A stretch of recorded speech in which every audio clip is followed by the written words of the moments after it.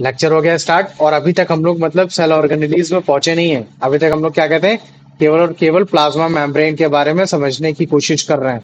Plasma membrane में हमने already ही मतलब काफी सारी चीजें जान ली थी कि इंडोसाइटोसिस क्या होता है, एक्सोसाइटोसिस क्या होता है। लेकिन फिर भी अगर हम लोग बड़े अच्छे से अगर जानने की कोशिश करेंगे कि तुम्हारा इंडोसाइटोसिस क्या होता है, तो वो हम इस लेक्चर में जानने की कोशिश करेंगे। देखो, इंडोसाइटोसिस कुछ नहीं है, बेसिकली एक तरीके का प्रोसेस है। वो कैसा प्रोसेस है, तुम्हारा इंजेक्शन प्रोसेस है। मतलब किसी भी चीज को अंदर लेना, किसी भी मटेरियल को सेल के अंदर लेना, वो भी किसके थ्रू, प्लाज्मा मेम्ब्रेन के थ्रू। और ये जो तुम्हारा इंडोसाइटोसिस है, ये बेसिकली कुछ प्रोसेस है, उनको प्रोसेस को कलेक्टिवली बोला जाता है। जैसे मान लो कि मैं बोल देता हूँ फैगोसाइटोसिस। अभी फैगोसाइटोसिस के बारे में बताऊंगा, लेकिन एक फैगोसाइटोसिस प्रोसेस होता है, उसमें क्या होता है कि जो तुम्हारा सेल ईटिंग होता है, मतलब जो सेल क्या होता है वो ईट करता है किसी चीज को, सेल ईटिंग हो गया। ठीक वैसे एक होता है तुम्हारा फोटोसाइटोसिस। क्या होता है तुम्हारा, फोटोसाइटोसिस।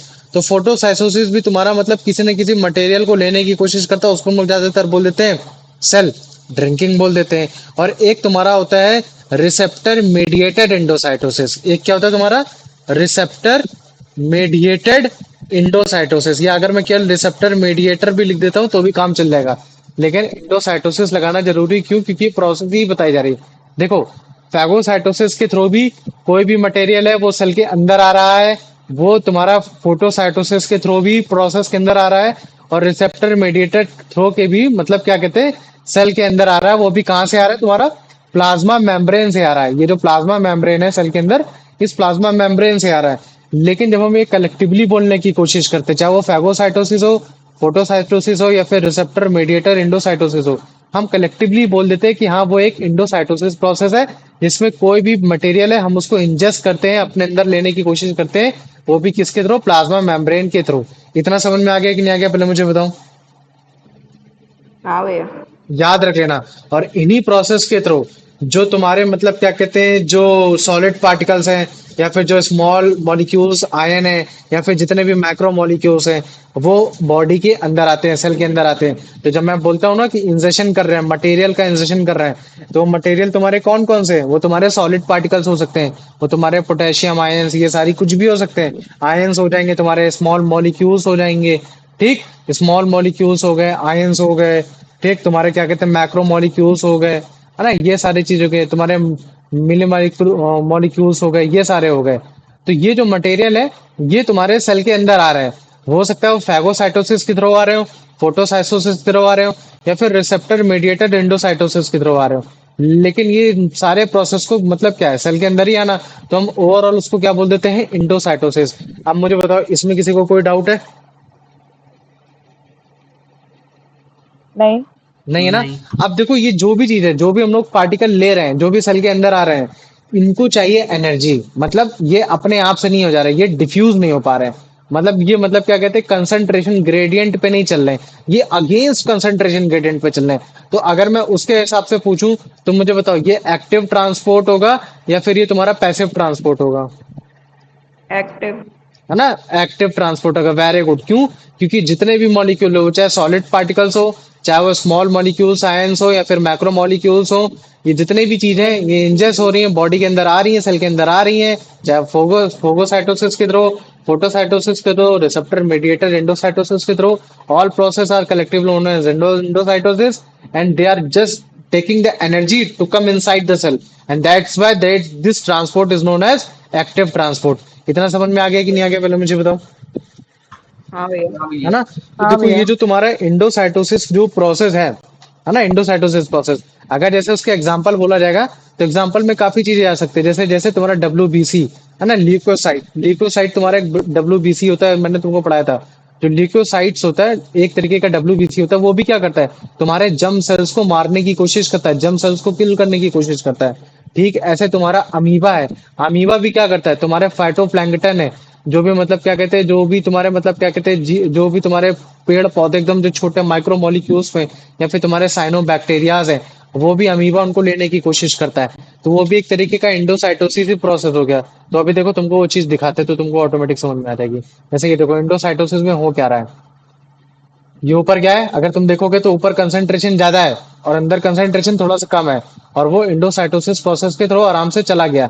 लेकिन काफी बार ऐसा होता है कि मान लो कि अगर कंसंट्रेशन ग्रेडियंट नहीं है फिर भी हमको थ्रो चाहिए, तो वो जो तुम्हारे बिना कंसंट्रेशन ग्रेडियंट के जो चीजें आ रही हैं वो ज्यादातर कैसे होंगे, तुम्हारे सॉलिड पार्टिकल्स होंगे, या फिर वो आयंस होंगे जैसे पोटेशियम और सोडियम आयंस होंगे, या फिर कोई मैक्रो मॉलिक्यूल्स होगा। तो कभी भी इंडोसाइटोसिस प्रोसेस में अगर कोई बड़े प्रोसेस ये सारी चीजें आ रही है और अगर उनमें एनर्जी रिक्वायर्ड हो रही है, तो इस तरीके के ट्रांसपोर्ट को हम लोग बोल देते हैं एक्टिव ट्रांसपोर्ट। तो याद रख लेना कि इंडोसाइटोसिस एक तरीके का इंजेक्शन ऑफ मटेरियल है सेल के द्वारा, ताकि वो प्लाज्मा मेम्ब्रेन के थ्रू अंदर आ सके।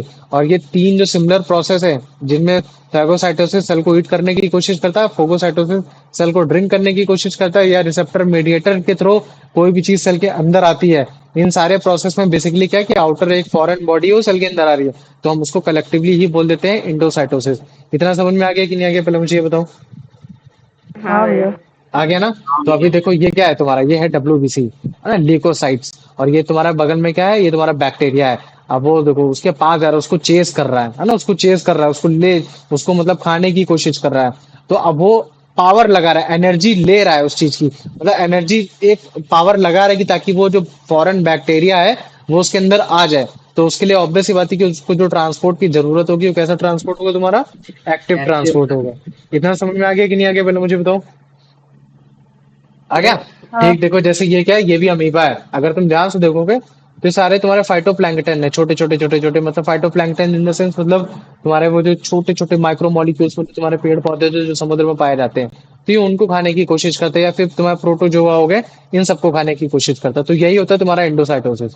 तो देखो इंडोसाइटोसिस में ज्यादा तुमने कुछ नया नहीं पढ़ा, बस आजकल तुमने फोगोसाइटोसिस, फोटोसाइटोसिस या फिर रिसेप्टर मेडिएटेड इंडोसाइटोसिस के बारे में पढ़ा। लेकिन अभी हम लोग जानेंगे कि तुम्हारा फैगोसाइटोसिस क्या होता है, उन सब के बारे में जानेंगे। लेकिन अभी जितना मैंने इंडोसाइटोसिस के बारे में बताया उतना समझ में आ गया कि नहीं आ गया, पहले मुझे ये बताओ। आ हाँ गया। भैया।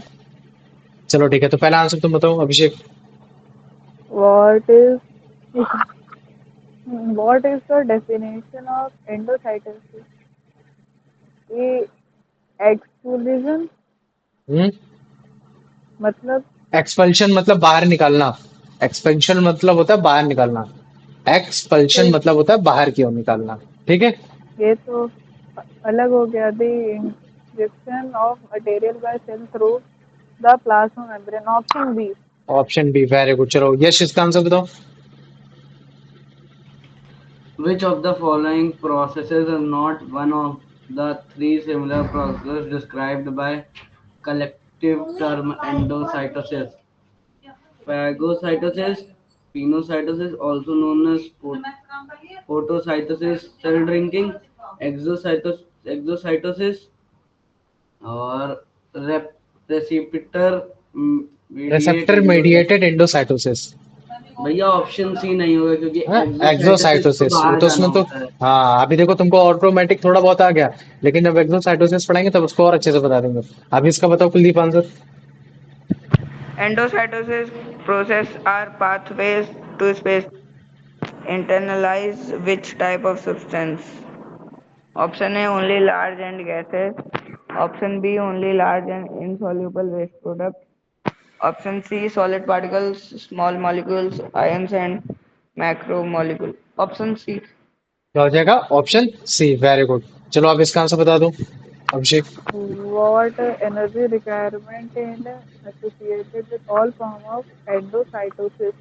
They do not require energy. They require energy, making them form of passive transport. They required energy so that they may be regarded as different form of active transport. They only required energy to concentration gather. Option C. Option C ना, they require energy so they may get regarded as a different form of active transport, very good. चलो अब इसका answer बता दो। The term cell eating or cell drinking are associated with which or two endocytic processes respectively? Hmm. Receptor mediate endocytosis and phagocytosis, pinocytosis and phagocytosis, phagocytosis and photocytosis, pinocytosis, active transport and facilitated diffusion. भैया option सी। है ना, phagocytosis या फिर फोटोसाइटोसिस। तो अभी काम करते हैं, तुम्हारा ये जो फेगोसाइटोसिस है ना, इसके बारे में जान लेते हैं। कौन कौन से अपने साइटोसिस पढ़े तुम्हारा? एक फेगोसाइटोसिस, और कौन कौन सा था तुम्हारा बताओ? एक तुम्हारा एक्सो फोटोसाइटोसिस, और तुम्हारा एक कौन सा प्रोसेस था तुम्हारा? Phagocytosis. रिसेप्टर। बोलो। रिसेप्टर। Receptor Site. मतलब क्या होता है? पकड़ना। समझ रहे हो ना, रिसीव करना। Receptor mediated. मीडिएटेड मतलब एक ट्रांसपोर्ट चैनल है ना, चैनल के थ्रू वो उसको रिसीव कर रहा है। तो रिसेप्टर मीडिएटेड इंडोसाइटोसिस, है ना, ये चीज हो गया। तो अभी देखो इनके बारे में जानने की कोशिश करते हैं। तो सबसे पहले हम लोग जानेंगे कि तुम्हारा फैगोसाइटोसिस क्या होता है। फैगोसाइटोसिस का हमने एक मतलब समझ गया कि ये क्या है तुम्हारा? Cell eating. मतलब क्या? ये सेल सेल में जो ईटिंग के प्रोसेस में काम में आता है, मतलब एक तरीके से किसी भी पर्टिकुलर पूरे पूरे सेल को ये खा सकता है एक तरीके से। तुम समझ में आ रहा है ना? और ये ज्यादातर ये जो कॉमन मेथड है, सेल को एक सेल दूसरे सेल को जो पूरी तरीके से खा जा रहा है, ये प्रोसेस तुमको देखने को ज्यादातर मिलता है प्रोटोजोआ जैसे अमीबा में। अमीबा देखा ना, अमीबा क्या करता है? अमीबा जो है वो तुम्हारे प्रोटोजोआ को बड़े आसानी से खा जाता है। तो प्रोटोजोआ भी तुम्हारा मतलब क्या है? तुम्हारा यूनिसेलुलर है। यूनिसेलुलर है। और तुम्हारा अमीबा भी कैसा है? तुम्हारा यूनिसेलुलर, क्या कहते हैं वो है, यूकैरियोटिक। लेकिन फिर भी मतलब क्या कहते हैं, अमीबा इस प्रोटोजोआ को इंडोसाइटोसिस या फिर फैगोसाइटोसिस प्रोसेस के थ्रू बड़े आसानी से खा जा पा रहा है। इतना समझ पा गए कि नहीं समझ गए बताओ मुझे? है ना? कैसे मतलब क्या कहते हैं, पूरे यूनिसेलुलर एक दूसरे यूनिसेलुलर को खा पा रहा है। एक इसी तरीके से दूसरा एग्जांपल है जो कि है तुम्हारा डब्ल्यूबीसी। डब्ल्यूबीसी जैसे मान लो कि ल्यूकोसाइट। तो ल्यूकोसाइट्स क्या कर रहा है? ल्यूकोसाइट्स भी तो एक बैक्टीरिया को बड़े आसानी से खा जा रहा है। तो बैक्टीरिया भी तो तुम्हारा यूनिसेलुलर होता है, एक सेल का। अगर मान लो कि ल्यूकोसाइट भी सिंगल सेल है और ल्यूकोसाइट भी सिंगल सेल है, लेकिन ये जो डब्ल्यूबीसी है इस पूरे यूनिसेलुलर को ही मतलब के तरीके से खा जा रहा है। तो ये क्या हो जाएगा तुम्हारा? ये हो जाएगा फैगोसाइटोसिस। तो बेसिकली जो तुम्हारा व्हाइट ब्लड सेल है, वो तुम्हारे जितने भी सेलुलर डेब्रिस है या फिर जो भी तुम्हारे अनइनवाइटेड माइक्रोब्स है या फिर जैसे बैक्टीरिया हो गए, ये सब उनको क्या करता है? ब्लड में ही खा जाता है। तो ये जो तुम्हारा फीडिंग है, ये जो इस तरीके की जो फीडिंग हो रही है, इसको हम लोग बोलते हैं फैगोसाइटोसिस। अब मुझे बताओ इतना समझ में आ गया कि नहीं आ गया? हाँ। आ गया ना? अब देखो ये जो तुम्हारा मतलब फैगोसाइटोसिस है, जो तुम्हारे डब्ल्यूबीसी में जो दिख रहा है या फिर जो तुम्हारा अमीबा में भी दिख रहा है, ठीक ऐसे ही तुम्हारे मतलब क्या कहते हैं कनेक्टिव टिश्यू या फिर लीवर में भी कुछ सेल पाए जाते हैं जो भी तुम्हारे क्या कहते हैं फैगोसाइटोसिस करते हैं। मतलब कनेक्टिव टिश्यू और तुम्हारा क्या कह सकता हूँ मैं, लीवर में। और वो जो जिस तरीके से मतलब क्या कहते हैं जो तुम्हारे जर्म सेल्स या फिर इनको खाते हैं, वो किसकी मदद से खाते हैं? तुम्हारे एक्टिन मायोसिन की वजह से खाते हैं। किसकी वजह से? Actin myosin. ये थोड़ा वर्ड कॉम्प्लिकेटेड होंगे लेकिन कोई बात नहीं, अगर के नाम भी सुन लोगे तो भी मेरे लिए चलेगा। तो याद रखना फैगोसाइटोसिस में जो प्लाज्मा मेम्ब्रेन होता है ना, फैगोसाइटोसिस में मतलब फैगोसाइटोसिस अगर जैसे मैं बनाने की कोशिश करूं तो ऊपर ऐसे ऐसे ऐसे ऐसे ऐसे ऐसे ऐसे, अरे फैगोसाइटोसिस बता रहा हूँ। फैगोसाइटोसिस में जो तुम्हारा प्लाज्मा मेम्ब्रेन होता है वो एक्टिन मायोसिन, उसमें मतलब क्या कहते हैं एक्टिन मायोसिन की एक लेयर होती है, उसके थ्रू मतलब क्या कहते हैं किसी भी चीज को इंगल्फ करने की कोशिश करता है। तो जब वो उसको इंगल्फ करता है तो एक तरीके का मतलब क्या कहते हैं खुद में एक वेसिकल बना लेता है, मतलब खुद में एक गुब्बारा टाइप का बना लेता है और वो सेल के अंदर जाता है। बाद में मतलब क्या कहते हैं उसमें लाइसोसोम्स आता है, उसमें अटैक करता है। नहीं समझ में आएगा? बताने की कोशिश करता हूँ। ये देखो, जैसे मान लो कि ये फॉरेन बॉडी है, फॉरेन बॉडी आएगी तो इसमें तुम्हारा एक्टिन मायोसिन होगा। अभी देखो ये क्या हो रहा है, ये खुद में एक मतलब वो देखो अगर तुम ध्यान से देखोगे तो अभी अगर जैसे मैं फिर से दिखाऊं तो ये खुद में मतलब क्या कहते हैं एक बॉडी बना दिया है, इसका मतलब खुद का एक साइटोप्लाज्म हो गया, है ना? अगर तुम ध्यान से देखने की कोशिश करोगे तो इसकी खुद की एक प्लाज्मा मेम्ब्रेन बन गई कि नहीं बन गई? ये जो तुम्हारा सरफेस था ये कुछ भी हो सकता था, सोडियम आयंस या फिर मान लो कि कोई बैक्टीरिया ही होता। तो ये बैक्टीरिया के भी मतलब क्या बन रहा है, इसका एक मतलब इनक्लोज्ड वेसिकल बन रहा है। मतलब क्या? मतलब ये एक तरीके से कवर्ड हो रखा है कि ये सेल में चारों तरफ नहीं जा पाएगा, ये कुछ ही जगह रहेगा, एकदम इनक्लोज्ड रहेगा। तो इस तरीके की चीजों को जो हम लोग बोलते हैं उसको हम लोग बोलते हैं फैगोसोम्स। क्या बोल देते हैं? फैगोसोम्स। मतलब कि अगर कोई आउटर बॉडी से अगर तुम्हारे इनर बॉडी में आ रहा है और जो तुम्हारा सेल मेम्ब्रेन है, जो प्लाज्मा मेम्ब्रेन है, वो प्लाज्मा मेम्ब्रेन एक्टिन मायोसिन की हेल्प से वो उसको क्या कर दे रहा है, एक इनक्लोज्ड वेसल में डाल दे रहा है। तो जिसकी मदद से क्या होगा कि अब ये देखो ये सेल के अंदर आ जाएगा, तो मतलब अब ये साइटोप्लाज्म के अंदर आ गया। तो हमें मालूम है कि साइटोप्लाज्म के अंदर एक तुम्हारा मतलब क्या कहते हैं वो भी होता है। क्या होता है तुम्हारा? एक होता है लाइसोसोम्स। लाइसोसोम्स नाम सुना है ना?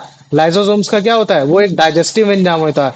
डाइजेस्टिव एंजाइम्स का मतलब कि वो हर एक चीज को डाइजेस्ट करता है। तो बाद में लाइसोसोम्स क्या करेगा, इसके अंदर जाएगा और जितने भी तुम्हारे बैक्टीरिया हैं या फिर मान लो कि या फिर कोई भी फूड पार्टिकल्स है, वो उस चीज को बड़े आसानी से डाइजेस्ट कर देगा। तो फाइगोसाइटोसिस में जो प्लाज्मा मेम्ब्रेन होता है, वो किसी लार्ज पार्टिकल को तुम्हारा इंगल्फ करके वो सेल के अंदर लाता है। बाद में तुम्हारा साइटोप्लाज्म उसको बड़े अच्छे से लाइसोसोमल एंजाइम के थ्रू डाइजेस्ट कर देता है। तो ये जो चीज तुमको देखने को मिलेगी, ये तुम्हारा डब्ल्यूबीसी में भी देखने को मिल रही है ना। डब्ल्यूबीसी भी क्या कर रहा है, इसको अंदर जा रहा है और फिर जो डब्ल्यूबीसी के अंदर जो लाइसोसोम्स है, वो उसको बड़े आसानी से किल कर देगा। ठीक वैसे जो अमीबा है, अमीबा के अंदर भी जो लाइसोसोम्स आ रहा है, वो भी इसको किल कर देगा। लेकिन क्या है, क्या ये जो अमीबा है, वो अमीबा मतलब क्या कहते हैं उसको, वेसिकल्स कैसे बनाएंगे। जैसे मान लो कि अमीबा है, पहले अमीबा ऐसे रहता है, ठीक है, ये उसका तुम्हारा मान लो कि न्यूक्लियस है, और ये तुम्हारा एक वो हो गया। तो बाद में क्या करेगा, पिसीडोपोडिया फॉर्म करेगा। अगर जैसे तुम लोग को नहीं मालूम है, तो जैसे मान लो कि इसने पिसीडोपोडिया फॉर्म कर लिया, अब तुम्हारा ये इधर आ गया। तो फिर उसके बाद अगर जब इसको पूरे तरीके से इनगल्फ कर लेगा, तो ये तुम्हारा फूड है, ये फूड के ऊपर इनगल्फ हो रखा है। ये तुम्हारा हो गया न्यूक्लियस, और तुम्हारा इधर ही साइड कहीं होंगे लाइसोसोम। जो लाइसोसोम्स इसके अंदर आएंगे, बाद में उसको डाइजेस्ट कर देंगे, बाद में इधर ही से कहीं ना कहीं बाद में चल के इधर साइड से एक्सक्रीट कर देंगे। तो ये जो तुम्हारा एंडोसाइटोसिस प्रोसेस है, इसमें कैसे एक एक्टिन मायोसिन भी कैसे एक हेल्प कर रहा है, ये चीज समझ में आई कि नहीं, पहले मुझे ये बताओ। एंडोसाइटोसिस में ये चीज आई। तो ये जो फॉर्मेशन हो रहा है, ये जो सेल में जो फॉर्मेशन तुमको दिखाई दे रहा है कि कैसे मतलब फिंगर लाइक स्ट्रक्चर तुम्हारा अमीबा इसको बना रहा है, इसको हम लोग बोलते हैं पिसीडोप्यूडियल मूवमेंट भी बोलते हैं। क्या बोलते थे, पिसीडोप्यूडियल मूवमेंट की मतलब जैसे जैसे मतलब स्ट्रक्चर लेना, कि ताकि ऐसा स्ट्रक्चर लेना ताकि तुम अपने बड़े आसानी से जो तुम्हारी फॉरेन बॉडीज है या सेल है, बड़े उसको आसानी से तुम खा सको। तो इतना समझ में आ गया कि नहीं आ गया, पहले मुझे बताओ। हाँ भैया। आ गया ना। तो अभी देखो तुमको दिखा देते हैं ताकि थोड़ा सा समझ में आ जाए जो चीज मैंने बताई अभी। ठीक है, तो ये देखो, ये अगर तुम देखोगे तो ये क्या हो रहा है, ये तुम्हारा एक तरीके से प्रोटोजोआ है। ये प्रोटोजोआ ये सेल के अंदर आ रहा है। तो सेल के अंदर देखो जब आ रहा है, तो ये उसको कवर कर लेगा। ऐसे जब कवर कर लेगा तो देखो ये भी एक तरीके से इनक्लोज्ड हो गया। क्या हो गया, कवर हो गया। तो ये ज्यादा इधर उधर जाएगा नहीं। तो फिर ये जो तुम्हारे सेल के अंदर जो लाइसोसोम्स होते हैं, फिर लाइसोसोम्स इसके अंदर जाएगा। बाद में लाइसोसोम्स क्या करेगा, लाइसोसोम्स के अंदर तुम्हारे डाइजेस्टिव एंजाइम्स होते हैं, वो डाइजेस्टिव एंजाइम्स उसको क्या कर देंगे, फिर उसको डाइजेस्ट कर देंगे। तो जो तुम्हारा फैगोसाइटोसिस होता है, फैगोसाइटोसिस को हम लोग सेल ईटिंग भी बोलते हैं। क्यों, क्योंकि पूरा पूरा सेल को खा जा रहा है ना। ये प्रोटोजोआ एक अपने आप में सेल है, और ये जो अमीबा है, ये अमीबा अपने आप में सेल है। प्लांट सेल में यूनिसेलुलर में सबसे बड़ा सेल तुम्हारा अमीबा था, याद करो, अमीबा मैंने पढ़ाया था। तो कैसे एक अमीबा तुम्हारा पूरे प्रोटोजोआ को खा जा रहा है, एक उसका एक एग्जांपल हो गया। कैसे एक डब्ल्यूबीसी जिसको ल्यूकोसाइट्स है, वो तुम्हारा क्या कहते हैं, या फिर सेलुलर डेब्रिस हो गया, या फिर तुम्हारे अनइनवाइटेड माइक्रोब्स या वायरस बैक्टीरिया को खा जा रहा है। तो फाइगोसाइटोसिस जो तुम्हारा है, वो तुम्हारा डब्ल्यूबीसी तुम्हारा अमीबा में, इनके अलावा अलावा तुमको मतलब क्या कहते हैं, कनेक्टिव टिश्यूज और लीवर्स में भी देखने को मिलता है एक्टिन मायोसिन के थ्रू। तो एक्टिन मायोसिन एक लेयर होती है जो कि तुम्हारे फैगोसाइटोसिस के प्लाज्मा मेम्ब्रेन के ऊपर होती है। जब ये मतलब क्या करते हैं, फूड इसके अंदर आता है, तो ये बड़े आसानी से उसमें एक मतलब वेसिकल्स बना देता है, मतलब उसको मतलब क्लोज कर देता है। क्लोज करने के बाद जो तुम्हारा फिर क्या कहते हैं, जो साइटोप्लाज्म में अंदर आ जाएगा, तो साइटोप्लाज्म में इधर उधर जा नहीं पाएगा। तो जिसकी वजह से जो तुम्हारा लाइसोसोम्स है, बड़े बड़े आसानी से इस चीज को डाइजेस्ट कर देगा, है ना। तो अभी अगर देखो जैसे तुमको दिखाना चाहूँ, तो ये वही चीज है जो अभी मैंने तुमको बताया। ठीक, और फिर अगर जैसे अमीबा का बताएंगे, तो अमीबा का देखो ये है ना, अमीबा पहले क्या कर रहा था, इस फूड को चेस कर रहा था। तो ये जो प्रोसीडियल मूवमेंट है, ये फिंगर लाइक स्ट्रक्चर है, फिंगर जैसा बना रहा है। तो ये क्या है, पिसीडोप्यूडियल मूवमेंट है। ये पिसीडियल मूवमेंट कैसा, कि मतलब ये सेल के अंदर ले जा रहा है। अब ये देखो, ये जैसे ही सेल के अंदर आएगा, तो ये देखो ये क्लोज हो गया, है ना, इंटर सेलुलर वॉक्यूल, मतलब वैक्यूल के अंदर हो गया, मतलब एक क्लोज इम्पैक्ट में हो गया। और जैसे ही क्लोज इम्पैक्ट में हो गया, तो ये देखो लाइसोसोम्स है, ये लाइसोसोम्स इसके अंदर आएगा और बाद में इसको क्या कर देगा, डाइजेस्ट कर देगा।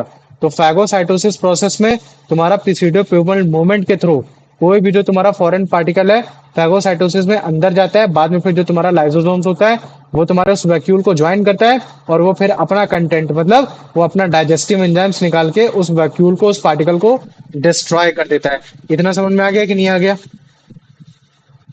हाँ भैया। आ गया, हाँ बताओ, इतना आ गया कि नहीं आ गया? हाँ भैया। हाँ आ गया ना। अब देखो, एक हमने फैगोसाइटोसिस तो तुम्हारा पढ़ लिया है ना। इसमें भी क्या हो रहा है, तुम्हारा फैगोसाइटोसिस बेसिकली क्या हो रहा है, किसी भी तुम्हारा एक सेल दूसरे सेल को बड़े आसानी से खा जा रहा है। तो ये तुम्हारा हो गया। अब देखो, ये खा जा रहा है मतलब अंदर ले जा रहा है, तो एक तरीके का क्या हो गया, ये एंडोसाइटोसिस नहीं हो गया। अब तुम्हारा जो वर्ड दूसरा आता है जिसको हम लोग बोल देते हैं फोटोसाइटोसिस। तो फोटोसाइटोसिस में बेसिकली क्या होता है कि तुम्हारा प्लाज्मा मेम्ब्रेन में एक स्मॉलर एरिया होता है जो कि मतलब क्या कहते हैं कुछ रिसेप्टर को लिखे रखता है। मतलब मान लो कि अगर जैसे मान लो कि मैं तुम्हारा प्लाज्मा मेम्ब्रेन बनाता हूँ, प्लाज्मा मेम्ब्रेन मतलब बाई लेयर जो कि किस चीज की बनी हुई है मुझे बताओ जल्दी। वेरी फॉस्फोलिपिड गुड, किसकी बनी है प्रोटीन। तुम्हारी? फॉस्फोलिपिड की बनी हुई है ना। तो जैसे मान लो कि तुम्हारी मैंने क्या है ये तुम्हारी वो बना दिया, ये तुम्हारा बाई लेयर तुम्हारी क्या कहते हैं प्लाज्मा मेम्ब्रेन की लेयर बना दिया। अब इसमें क्या होगा कि इसमें एक एरिया होगा, मान लो कि ये एरिया जैसे एक मैं एरिया ये बना दे रहा हूँ, तो ये इस एरिया का केवल इतना, ये एक तरीके का ऐसा रिसेप्टर है कि जिस रिसेप्टर के तो मतलब क्या कहते हैं तुम्हारे स्मॉल मॉलिक्यूल्स आयन आ पाएंगे। मतलब स्मॉल मॉलिक्यूल्स या फिर स्मॉल आयंस वगैरह ही तुम्हारे सेल के अंदर थ्रू आ सकेंगे या इन्वेजिनेट हो सकेंगे। इन्वेजिनेट का मतलब अंदर आना, समझ में आ गया? अंदर आ सकेंगे ताकि वो कॉवली फॉर्म कर ले, मतलब वही तुम्हारा वैक्यूल एक तरीके से फॉर्म कर ले। तो वो कैसे कर पाएंगे? फोटोसाइटोसिस के थ्रू कर पाएंगे। लेकिन अगर जैसे मान लो मैं लिख देता हूँ receptor mediated, receptor mediated transport, तो रिसेप्टर मेडिएटेड ट्रांसपोर्ट या फिर बोल सकता हूँ मैं रिसेप्टर मेडिएटेड इंडोसाइटोसिस। तो याद रख लेना कि इस प्रोसेस में क्या हो रहा है कि इसमें मतलब ये जो तुम्हारा मैकेनिज्म है इसमें तुम्हारे लार्ज मॉलिक्यूल्स जा रहे हैं। कैसे जा रहे हैं? लार्ज मॉलिक्यूल्स जा रहे हैं, लार्ज मॉलिक्यूल्स आयंस हो गए, ये सब जा रहे हैं। तो ये जब जब जाएंगे तो मतलब ये क्या करेंगे एक तरीके से, मतलब क्या कहते हैं कि प्लाज्मा मेम्ब्रेन को एक अच्छे तरीके से कवर करने की कोशिश करेंगे जिससे वो मतलब पूरा ही इनगल्फ होके पूरे बॉडी में आ जाए। तो अगर तुम केवल इतना भी याद रख लो कि फोटोसाइटोसिस में स्मॉल मॉलिक्यूल जाते हैं और रिसेप्टर मेडिएटेड एंडोसाइटोसिस में लार्ज मॉलिक्यूल सेल के अंदर आते हैं, तो भी उतने में काम चल जाएगा। देखो अभी तुमको दिखाते हैं, समझाने की कोशिश करते हैं। जैसे ये देखो फोटोसाइटोसिस में क्या है, ये तुम्हारे स्मॉल मॉलिक्यूल्स आयन है जो कि तुम्हारे मतलब क्या कहते हैं ये रिसेप्टर है उनको रिसीव कर रहे हैं, या क्या कर रहे हैं? रिसीव कर रहे हैं। लेकिन ये बस केवल कुछ ही जगह है ना, कुछ ही जगह। और बाद में जब ये इसके अंदर आते हैं तो फिर ये कॉवली फॉर्म कर ले, मतलब एक तरीके का वॉक्यूल फॉर्म कर ले रहे हैं। जब ये वॉक्यूल फॉर्म करेंगे बाद में फिर मतलब जैसे जैसे इनका यूज होगा वैसा वैसा हो जाएगा। और यही है तुम्हारा फोटोसाइटोसिस ना, फोटोसाइटोसिस जिसमें केवल छोटे एरिया में मतलब क्या कहते हैं तुम्हारे रिसेप्टर रहते हैं। लेकिन अगर जैसे मान लो कि मैं बोल देता हूँ रिसेप्टर मेडिएटेड तुम्हारा, तो ये देखो तुम्हारे रिसेप्टर मेडिएटेड में क्या है कि तुम्हारा एक ऐसा मैकेनिज्म है जिसमें मतलब क्या कहते हैं लार्ज, मतलब क्या कहते हैं लार्ज तुम्हारे मतलब जो मॉलिक्यूल्स है जो सेलेक्टिव है। जैसे मान लो कि जैसे कुछ तुम्हारे सेल होते हैं वो केवल कुछ ही आयंस को आने की कोशिश करते हैं, तो जो रिसेप्टर मेडिएटेड एंडोसाइटोसिस है तो वो बड़े आसानी से लार्ज मॉलिक्यूल्स को भी अंदर इसी वजह से ले पा रहे हैं। क्यों? क्योंकि वो उसी हिसाब से मैकेनिज्म हो रखे, वो उसी हिसाब से बन रखे। तो इतना याद रखना। जैसे ये देखो ये भी रिसेप्टर, ये भी तुम्हारा रिसेप्टर है, लेकिन ये रिसेप्टर किस लिए? कि ये जो लार्ज जैसे लेजेंड्स हो गए या फिर कैलेथरीन कोटेड पिट्स हो गए, इन सबको इनगल्फ करना। तो ये देखो ये हर जगह बॉडी में, हर जगह मतलब क्या कहते हैं प्लाज्मा मेम्ब्रेन में हर जगह पाए जा रहे हैं। लेकिन जो तुम्हारे स्मॉल आयंस हैं उनके लिए मतलब क्या कहते हैं फोटोसाइटोसिस मतलब कुछ ही एरियाज में। लेकिन जो तुम्हारे लार्ज आयंस है, जो बिग आयंस है, उनके लिए मतलब क्या कहते हैं रिसेप्टर मेडिएटेड एंडोसाइटोसिस है, वो मतलब काफी जगह पाए जाएंगे। और वो कैसे करेंगे? वो उसको इनगल्फ करने की कोशिश करेंगे। तो ये देखो ये कैसे कर रहे हैं, वो उसको इनगल्फ कर रहे हैं। समझ में आ गया कि नहीं आ गया? पहले मुझे इतना बताओ। हाँ भैया। हाँ इतना आ भैया। गया ना? तो देखो अभी मैं अगर जैसे तुमको दिखाता हूँ इंडोसाइटोसिस और फैगोसाइटोसिस में थोड़ा बहुत अंतर, ज्यादा अंतर नहीं है, एकदम थोड़ा अंतर है। तो इंडोसाइटोसिस में क्या होता है, जो भी एक्स्ट्रा सेलुलर बॉडी है, फ्लूइड है या फिर लिक्विड है, पानी है या फिर तुम्हारा एयर है या कुछ भी माइक्रोमोलिक्यूल्स है, वो अंदर जाता है। लेकिन जो तुम्हारा फैगोसाइटोसिस होता है उसमें तुम्हारा एक्स्ट्रा सेलुलर पार्टिकल्स अंदर आते हैं ना, जैसे खाने की चीज हो गई जो उसको एनर्जी के लिए एक तरीके से जरूरत है। तो प्लाज्मा मेम्ब्रेन में ये भी तुम्हारा इन्विजिनेट हो रहा है ना? क्या हो रहा है इसमें? इन्विजिनेट हो रहा है, मतलब इसके अंदर जा रहा है, प्रोसेस है एक तरीके से जाना। लेकिन जो तुम्हारा फैगोसाइटोसिस है उसमें जो पार्टिकल जो इसके अंदर जा रहा है वो तुम्हारा पिसिडोपोडिया फॉर्म करके जा रहा है, फिंगर लाइक स्ट्रक्चर फॉर्म करके जा रहा है। तो इंडोसाइटोसिस प्रोसेस बेसिकली कैसा है तुम्हारा? न्यूट्रेटिव प्रोसेस है। क्यों? क्योंकि उसको सामान चाहिए तो वो बड़े आसानी से वो सामान ले रहा है। लेकिन जो तुम्हारा फैगोसाइटोसिस प्रोसेस है, जो तुम्हारा पिसिडोपोडिया फॉर्म कर रहा है, वो न्यूट्रिशन तो ले ही रहा है, लेकिन न्यूट्रिशन के साथ साथ वो डिफेंस भी कर रहा है। जैसे मान लो कि अगर उसे कोई पार्टिकल नहीं चाहिए तो पिसिडिया फूडिया फॉर्म करके वो फिर बड़े आसानी से उस जगह से सामने से उसे हट सकता है। तो डिफेंस रोल में भी आ रहा है और ये तुम्हारा न्यूट्रिटिव रोल्स में भी आ रहा है। अब मुझे बताओ इतना समझ में आ गया कि नहीं आ गया? इंडोसाइटोसिस अब तुम्हारा क्लियर हो गया एकदम। अब मुझे बताओ हाँ इतना भैया। समझ में आ गया? हाँ चलो भैया। ठीक है, अब आंसर बताओ।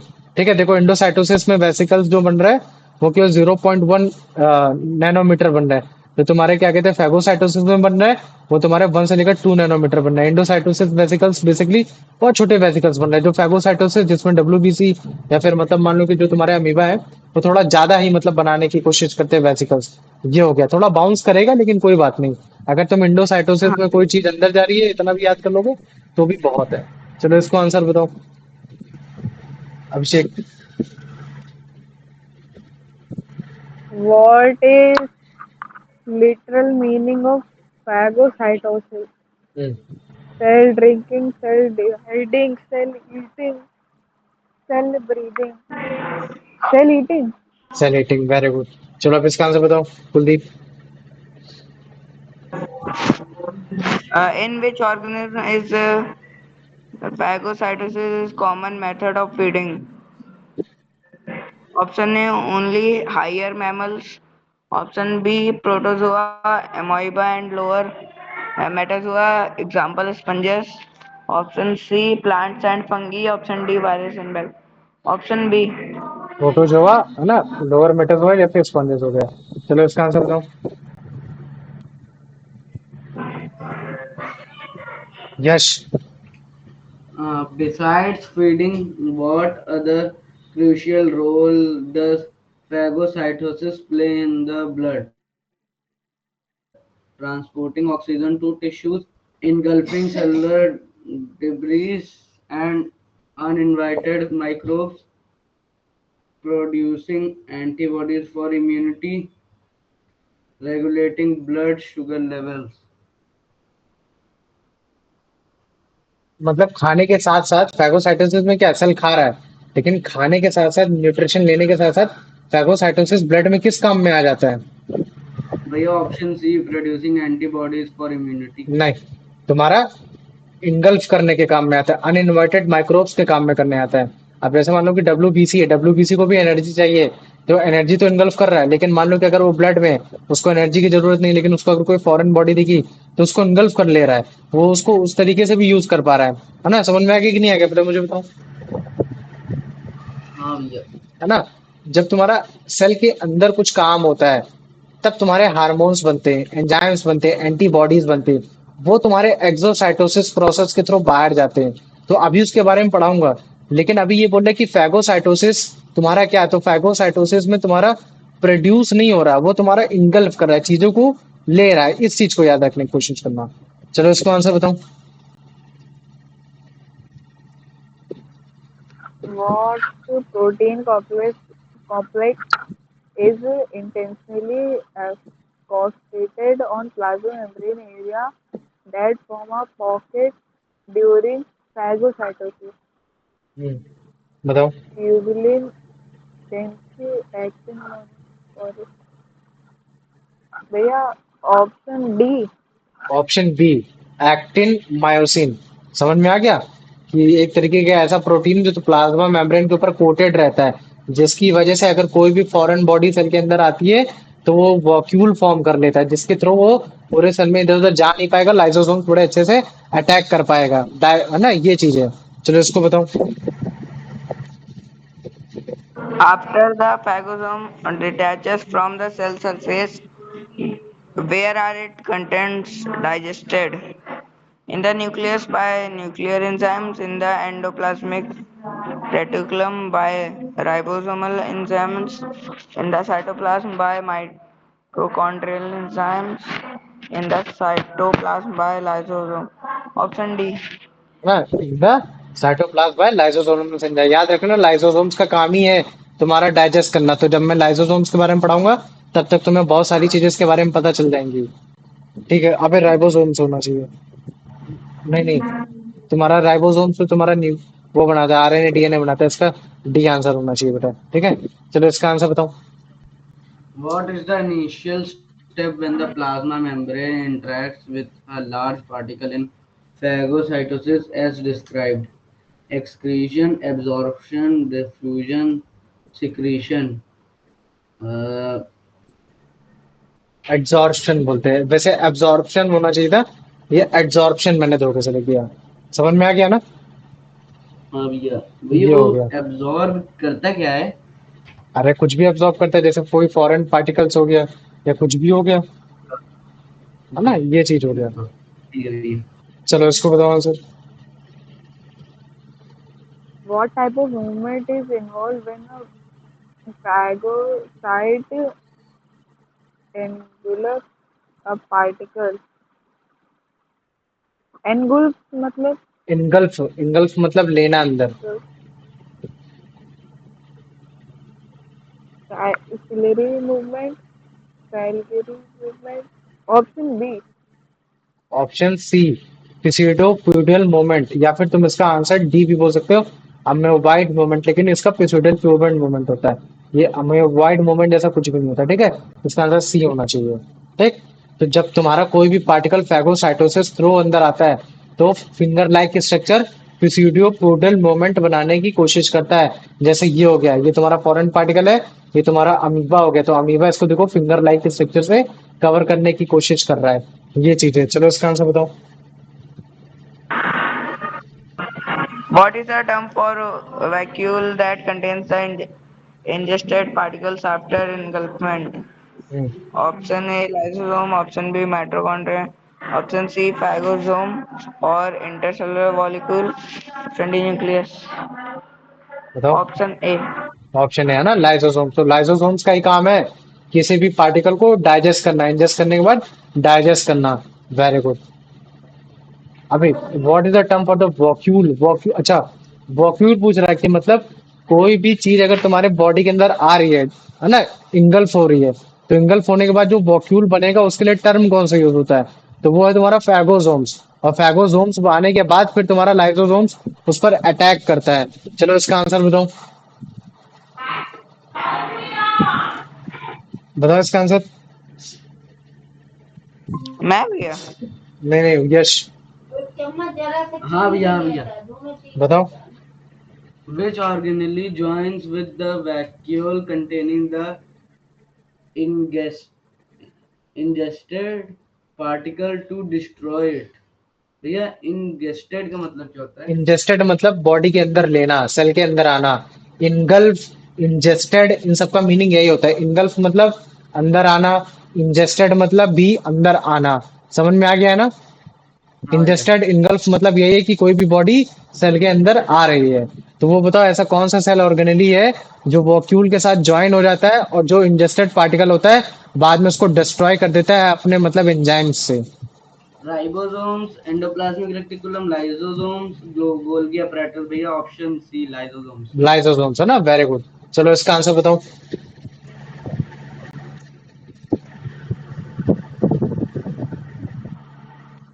Why do lysosomes pour into the vacuole to destroy the ingested particles? वानी वॉट डू मतलब लाइसोसोम्स क्या What डालता है वैक्यूल के अंदर, जिसके थ्रू मतलब क्या कहते हैं वो जो तुम्हारा इंजेस्टेड पार्टिकल है वो डिस्ट्रॉय हो जाता है। क्या उसमें पानी डालता है, न्यूट्रिएंट डालता है, डाइजेस्टिव एंजाइम डालता है, या फिर हार्मोन डालता है। option C? Option C, digestive enzymes, very good. चलो अब इसका आंसर बताओ।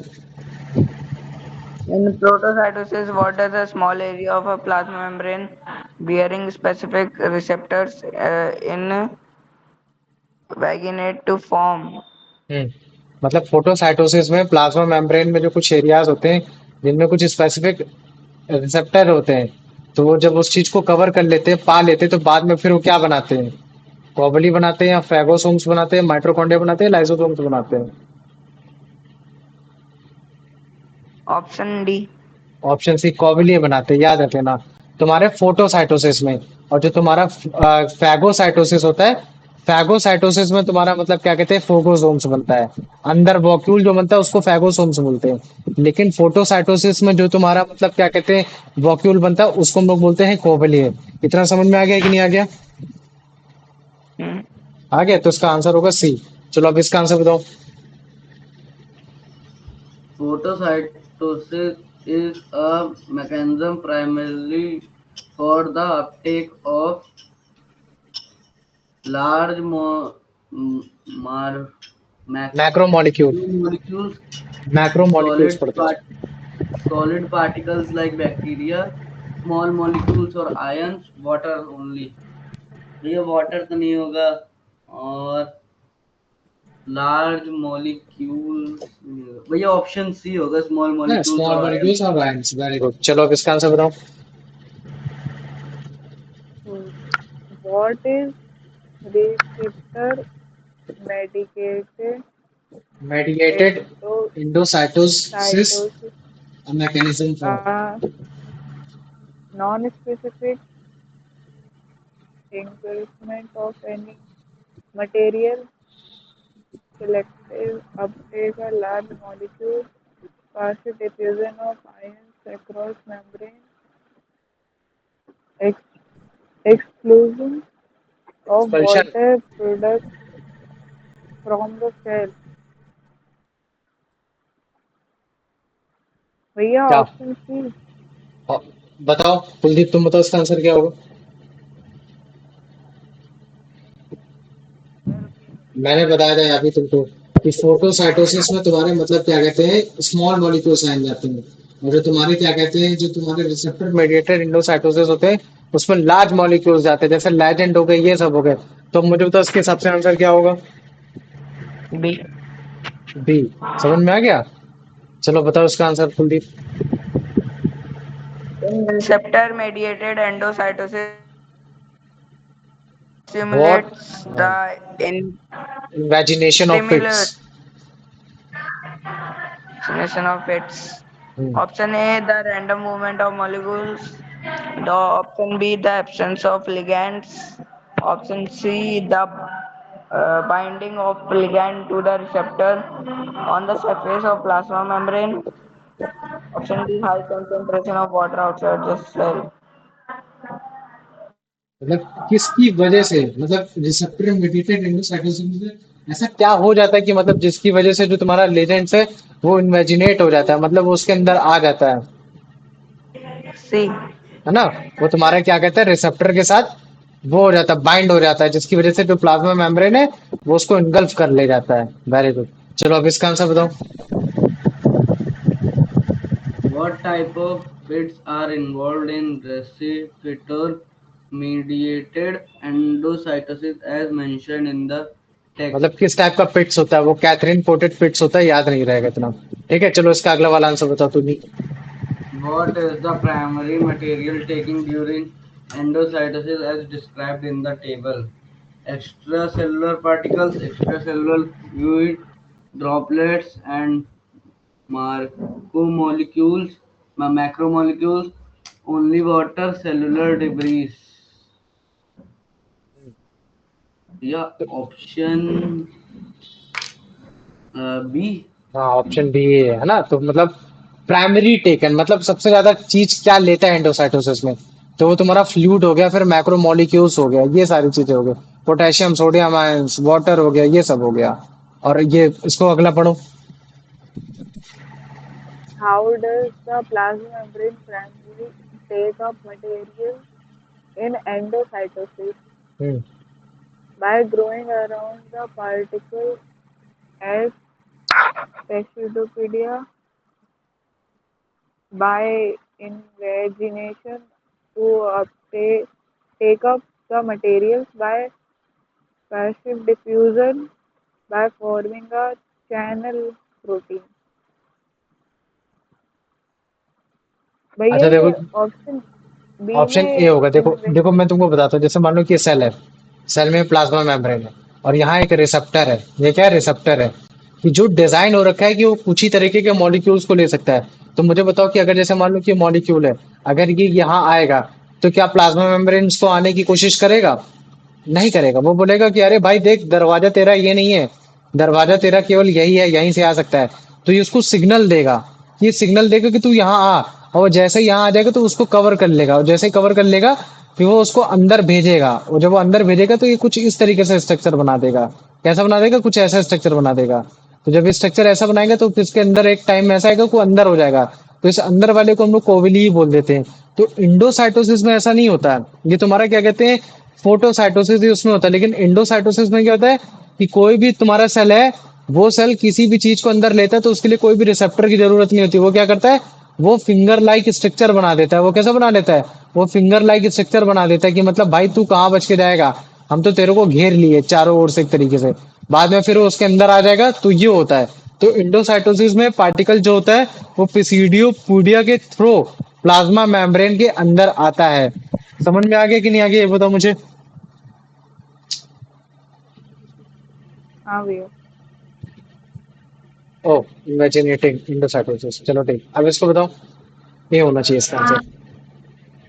Which process is described as both a nutritive and a defensive process?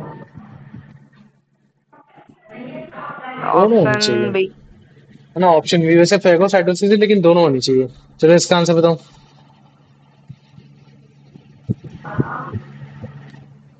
What is the typical size range of phagocytosis vesicles?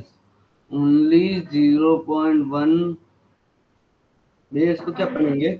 0.1 nanometre पढ़ लो तुम इसको।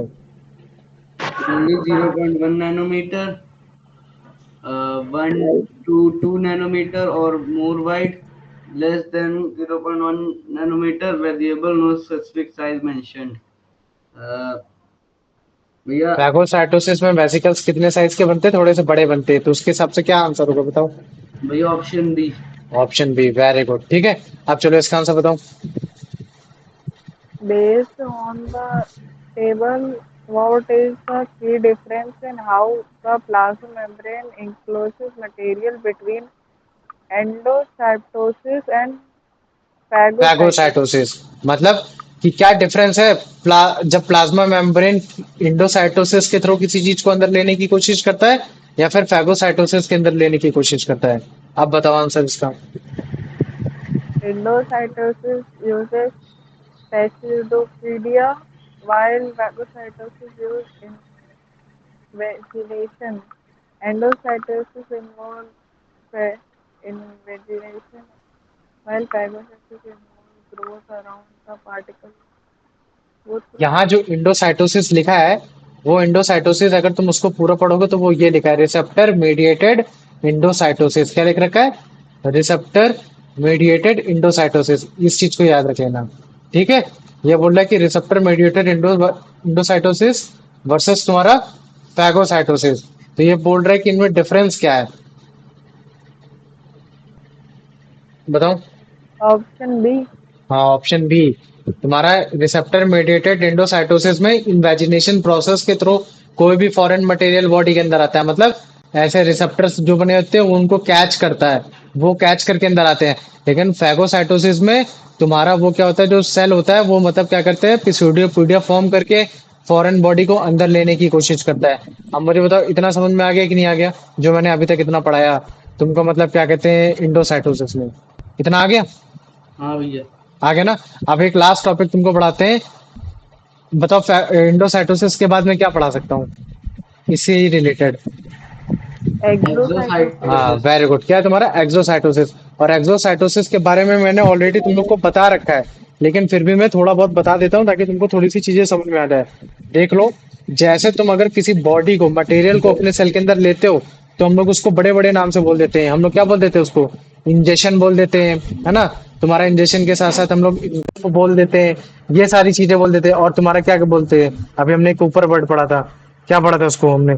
Invagination बोल देते हैं ना। क्या बोल देते हैं? इन्वेजिनेशन हो गए, ये सारे वर्ड हो गए। ठीक ऐसे ही जब कभी भी सेल के अंदर कोई वेसिकल फॉर्म होता है इंजेक्शन के थ्रू, या इनगल्फ के थ्रू, या इन्वेजिनेशन के थ्रू, तो बाद में फिर क्या होता है, वो सेल के अंदर आने के बाद क्या होगा, वो डाइजेस्ट हो जाएगा। जैसे मान लो कि सेल के अंदर ही आ गया, अब ये सेल के अंदर कोई भी फॉरेन बॉडी थी, हो सकता है वो बैक्टीरिया हो या फिर न्यूट्रिएंट हो, वो सब हो, वो सब यूज हो गया। तो जब वो यूज हो जाएगा तो फिर वो क्या हो जाएगा, फिर वो सेल के बाहर निकलेगा। तो अब मान लो कि वो सेल के बाहर बाहर बाहर आया, अब वो बाहर निकल गया। तो ये जो सेल के अंदर से जो बॉडी है, जो भी चीजें हैं, वो चाहे वो डाइजेस्टिव एंजाइम्स हो या कुछ भी हो, वो चीजें जब तुम्हारे सेल के बाहर निकलती है, तो इस प्रोसेस को हम लोग बोल देते हैं एक्सोसाइटोसिस। क्या बोल देते हैं? एक्सोसाइटोसिस। या अगर तुमको एक्सोसाइटोसिस नहीं बोलना तो तुम ये भी बोल सकते हो कि वॉमिटिंग ऑफ द सेल। क्या बोल सकते हो उसको? वॉमिटिंग ऑफ द सेल, की सेल ने उल्टी कर दी, मतलब जो चीज थी वो बाहर निकाल दी। इतना समझ में आ गया कि नहीं आ गया, मुझे बताओ। हाँ भैया। इतना आगे ना। तो देखो, एक्सोसाइटोसिस कुछ चीजों के लिए एक, मतलब ये जो है फंडामेंटल ये इसी वजह से होता है कि ताकि वो चीजों को अच्छे से यूटिलाइज कर पाए, बार बार चीजों को यूटिलाइज कर पाए। तो एक्सोसाइटोसिस का काम कहाँ कहाँ पर है? सबसे पहले तो जो भी तुम्हारा मतलब मान लो कि इंडोसाइटोसिस में जो भी तुम्हारा अनडाइजेस्टेड पार्टिकल है, जैसे मान लो कि तुम्हारा अंदर क्या बैक्टीरिया, बैक्टीरिया को लाइसोसोम्स ने क्या किया, बड़े आसानी से तुम्हारा डाइजेस्ट किया, लेकिन फिर भी कुछ ना कुछ तो पार्ट होगा जो तुम्हारा इसमें अनडाइजेस्टेड होगा। तो जो तुम्हारा अनडाइजेस्टेड पार्ट होगा वो तुम्हारा एक्सोसाइटोसिस प्रोसेस के थ्रू बाहर आ जाएगा। इतना समझ में आ गया ना कि कैसे एक एक्सोसाइटोसिस तुम्हारा कोई भी अनडाइजेस्टेड पार्टिकल को बाहर भेज रहा है। इतना समझ में आ गया कि नहीं आ गया? जैसे मान लो कि बैक्टीरिया हो गया, ये सब हो गया, है ना। देखो सेल भी तुम्हारा हार्मोन प्रोड्यूस करता है, हार्मोन प्रोड्यूस करना, एंजाइम्स को प्रोड्यूस करना, इन सबको प्रोड्यूस करना। तो ये अगर सेल से बाहर नहीं निकलेंगे तो हमारी बॉडी भी स्ट्रांग नहीं होगी, ये सब भी नहीं स्ट्रांग होगी। तो सेल के अंदर से जब ये चीजें बाहर निकलती तो वो भी तुम्हारे एक्सोसाइटोसिस प्रोसेस के थ्रू निकलती है। अब इतना समझ में आ गया कि नहीं आ गया? पहले मुझे बताओ, आ गया? देखो मैं तुमको एक चीज बताता हूँ। हाँ देखो भैया। ये क्या होता है, जैसे मान लो कि सेल है, ये सेल है, ये सेल है, ये आपस में अटैच हो रखे हैं, ठीक है, ये अटैच हो रखे हैं। तो अब इंडोसाइटोसिस प्रोसेस के थ्रू तुम्हारा ये जो फॉरेन मटेरियल था, ये तुम्हारा वो था, वो इसके अंदर आया। अंदर आने के बाद मतलब क्या हुआ उसको, जैसे मान लो कि तुम्हारा पोटेशियम था, है ना, पोटेशियम था, पोटेशियम इसके अंदर आ गया, पोटेशियम को यूटिलाइज किया गया। इससे जो हार्मोन बने, वो हार्मोन अब वो क्या करेगा, एक्सक्रीट करेगा। अगर मान लो कि वो यहाँ एक्सक्रीट कर दे रहा, मतलब वहां भी इसको एक्सोसाइटोसिस प्रोसेस के थ्रू इधर निकाल दे रहा है, तो ये कोई मतलब का नहीं रह जाएगा, ये फॉरेन बॉडी हो गया। तो इससे बेटर ये लोग क्या करते हैं सेल, कि जो इनसे अटैच जो रखे सेल, वो उसी को ही अपनी एनर्जी को ट्रांसपोर्ट करने की कोशिश करते हैं। तो ये कुछ इस तरीके से जो सेल आपस में जो अटैच होते हैं ना, ये आपस में ही मतलब क्या कहते हैं, हार्मोन्स को शेयर करते हैं। तो कुछ इस तरीके से जो हमारे फंक्शंस है हमारे बॉडी के अंदर वर्क करते हैं। इतना समझ में आ गया कि नहीं आ गया? पहले मुझे बताओ, आ गया ना? हाँ भैया। तो याद रख लेना, जो तुम्हारा एक्सोसाइटोसिस प्रोसेस है उसमें जो भी तुम्हारा अनडाइजेस्टेड वेस्ट है, वो जो अनडाइजेस्टेड वेट है वो तुम्हारा फूड वॉक्यूल होगा, या फिर मान लो कि कोई भी तुम्हारा वेसिकल्स बबल्ड में होगा, वो तुम्हारा गोल्गी अपरेटस पे ज्यादातर स्टोर्ड रहता है या इस तरीके से रहता है। और वो जो मूव करता है वो साइटोस्केलेटन की वजह से मूव करता है। ये जब मैं तुम्हें मतलब सेल ऑर्गेनेलिज्म में गोल्गी अपरेटस के बारे में बताऊंगा तब तुम्हें ये और अच्छे से समझ में आ जाएगा। ठीक है, तो याद रख लेना, जो वेसिकल्स मेम्ब्रेन है वो जब तुम्हारा प्लाज्मा मेम्ब्रेन के टच में, वेसिकल मेम्ब्रेन मतलब ये जो इसके टच में है, तो ये कुछ इस तरीके से जो बाई फॉस्फोलिपिड की लेयर है, ये अपने आप को कुछ ऐसा अरेंज करती है कि ये जो तुम्हारा पार्ट है, ये जो तुम्हारे हार्मोन्स है, ये बड़ी आसानी से यहाँ पार चले जाए। फिर ये जो तुम्हारा फॉस्फोलिपिड की लेयर जो टच हो रखी है, ये इसको मतलब बड़े आसानी से इधर भेज दे, इसको बड़े आसानी से इधर भेज दे। तो ये जो इधर इधर जा पा रहा है, इधर उधर जा पा रहा है, ये किस प्रोसेस के थ्रू जा पा रहा है? ये तुम्हारा एक्सोसाइटोसिस प्रोसेस के थ्रू जा पा रहा है। तो सेल के अंदर आनी चीज वो उसको इंडोसाइटोसिस, जो सेल के बाहर जाएगी उसको एक्सोसाइटोसिस। इतना समझ में आ गया कि नहीं आ गया? पहले मुझे ये बताओ, हाँ भैया। आ गया ना? तो ये देखो अभी तुमको एक्सोसाइटोसिस भी समझा दे रहे हैं, ठीक है, ठीक, दिखाते हैं तुम्हें। तो कोई भी मटेरियल जब भी सेल के अंदर इमेजिनेट होता है तो कुछ समय प्लाज्मा मेम्ब्रेन के थ्रू, तो कुछ समय के बाद क्या होता है, वो उसको बाहर निकालता है। तो जब वो उसको बाहर निकालता है तो इस प्रोसेस को हम लोग सेल वॉमिटिंग भी बोल देते हैं या फिर एक्सोसाइटोसिस। और ये क्यों करता है? ताकि जो भी तुम्हारे अनडाइजेस्टेड रेसिड्यू हैं जो कि इंडोसाइटोसिस प्रोसेस के थ्रू बने हैं उनको निकाला जाए, या फिर जो सेल के अंदर जो हार्मोन्स एंजाइम्स है उनको निकाला जाए। नहीं तो फिर जो ट्रांसपोर्ट करना है सब्सटेंस एक सेल से दूसरे सेल में, वो भी बड़े आसानी से कर सके। जैसे मान लो कि कोई एंटीबॉडी है सेल के अंदर बनी, उसको कहीं और भेजना है, तो वो बड़े आसानी से वो क्या करेगी, फैगोसाइटोसिस बनाएगी, फैगोसाइटोसिस के थ्रू एक तरीके से दूसरी जगह भेजेगी एक्सोसाइटोसिस के प्रोसेस के थ्रू। ठीक है, तो एक्सोसाइटोसिस प्रोसेस में क्या होता है, जो तुम्हारा अनडाइजेस्टेड वेस्ट होता है जो कि तुम्हारा एक फूड वैक्यूल में कन्वर्ट होता है, वो तुम्हारा क्या करता है, गोल्गी अपरेटस के पास में बबल्ड रहता है, बाद में वही तुम्हारा साइटोस्केलेटन उसको मूव कराता है और सेल के बाहर फेंक देता है। तो अगर सेल के बाहर फेंक रहा है तो उसमें क्या है, लिपिड की लेयर आपस में कुछ इस हिसाब से अरेंज होती है कि ताकि वो फ्यूज, मतलब वो अपने आप को इस तरीके से फ्यूज करके रखती है कि ताकि वो एक चीज से दूसरी जगह भेज सके। अभी देखो तुमको दिखाते हैं, ये मान लो कि ये सेल है, ठीक है, ये है तुम्हारा गोल्गी अपरेटस, ये जो येलो कलर का दिख रहा है, ठीक है। अब मान लो कि कोई भी बॉडी है, कोई भी फॉरेन बॉडी है, वो आपस में इधर उधर अरेंज, पहले तुम इमेज देखोगे ऑटोमेटिक समझ जाओगे, ठीक है।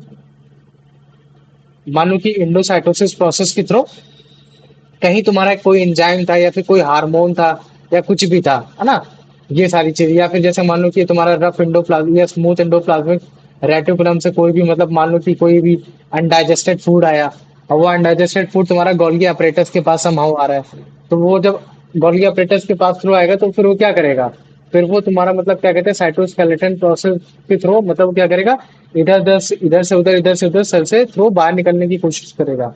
तो अगर मान लो कि सेल बगल बगल में है तो बाय फॉस्फोलिपिड की लेयर वो कुछ इस हिसाब से फ्यूज होंगी कि अभी ये क्या होगा, ब्लड हो गया क्या, हाँ वो देखो ये कुछ इस हिसाब से फ्यूज होके निकलेगा, देखो है ना। अब ये भी तुम्हारा एक सेल ही होगा, ये बगल वाला भी सेल हो गया।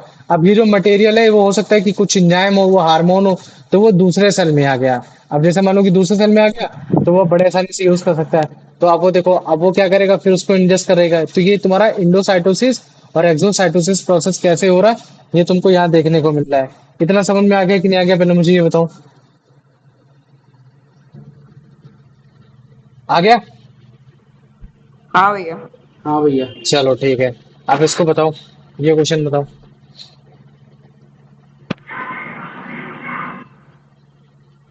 बताओ अभिषेक। भैया वो शायद उसने लीव कर दिया। अच्छा तुम बताओ कुलदीप। आवाज नहीं आ रही। What is the process called when a vesicle membrane fuses with the plasma membrane and extrudes its content to the surrounding medium? Option C, exocytosis. Very good, चलो अब इसका आंसर बताओ। Yes. Exocytosis is also commonly referred as to cell vomiting. Cell vomiting, very good. चलो अब इसका answer बता दो। Which of the following is not a purpose for which exocytosis occurs in various cells? To remove undigested residues of substance brought in endocytosis, to synthesize new protein within the cell, to secrete substance such as hormones and enzymes, to transport substance completely across the cell. Option A. Option B, गधे, remove करने के तो काम में आते हैं ना exocytosis, undigested particle. वो प्रोटीन थोड़ी ना बनाता है, Option B. एक्सोसाइटोसिस तुम्हारा प्रोटीन बनाता है क्या कहीं? प्रोटीन नहीं बनाता है वो। मैंने ए बोला। कि नॉट बोला है क्वेश्चन, क्वेश्चन बोला नॉट, कि उसका अच्छा पर्पस नहीं है।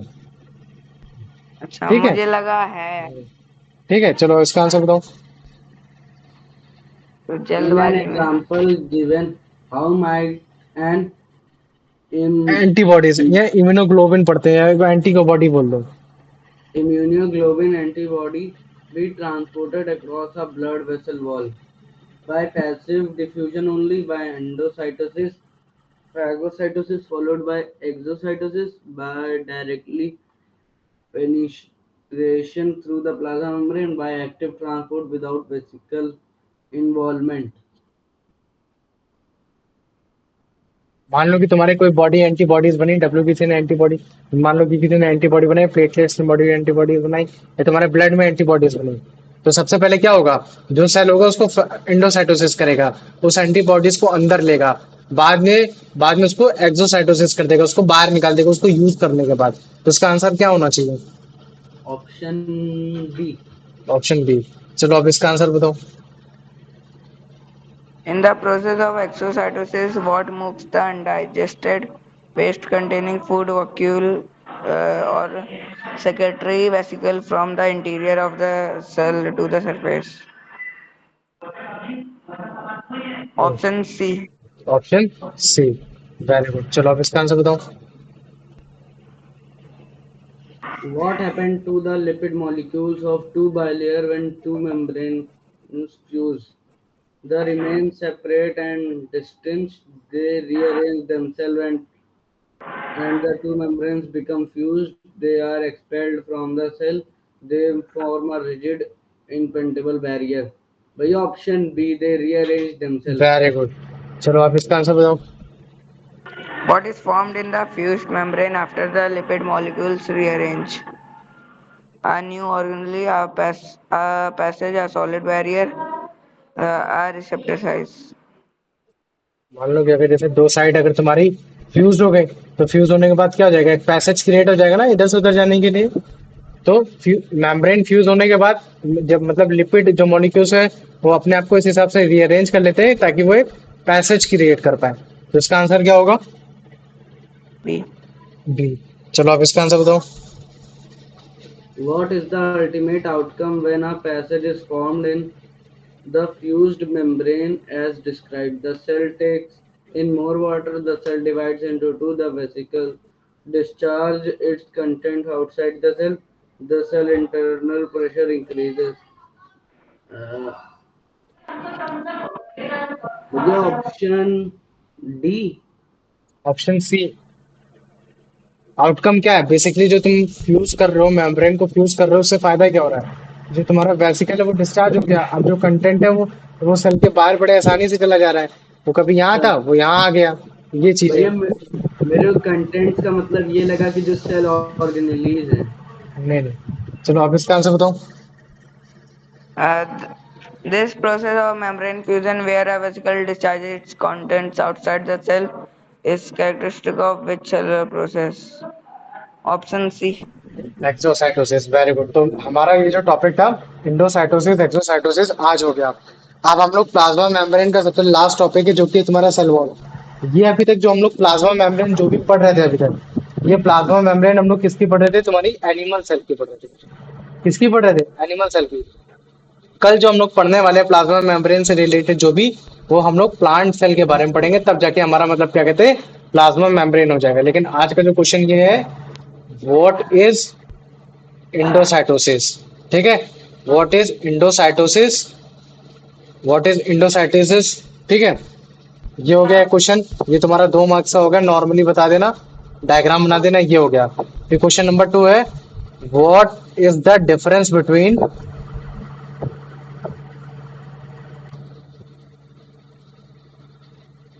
Phagocytosis And photocytosis. Phagocytosis and and receptor mediated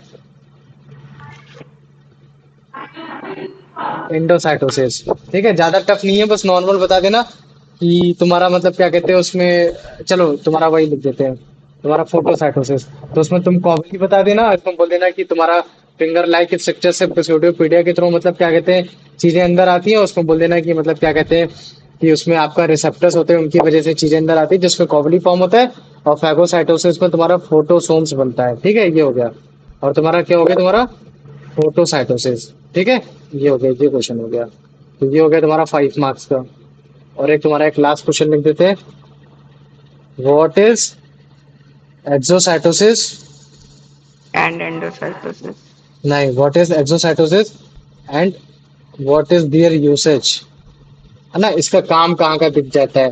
तो बता सकते हो कि कोई भी अनडाइजेस्टेड पार्टिकल है, हार्मोन्स को भेजना, इन सबको भेजना, उन सब में काम में आ जाएगा। ठीक है, तो ये तुम्हारा 3 मार्क्स का। अब मुझे बताओ, आज के लेक्चर में अगर किसी को कोई भी डाउट रहा हो हल्का फुल्का?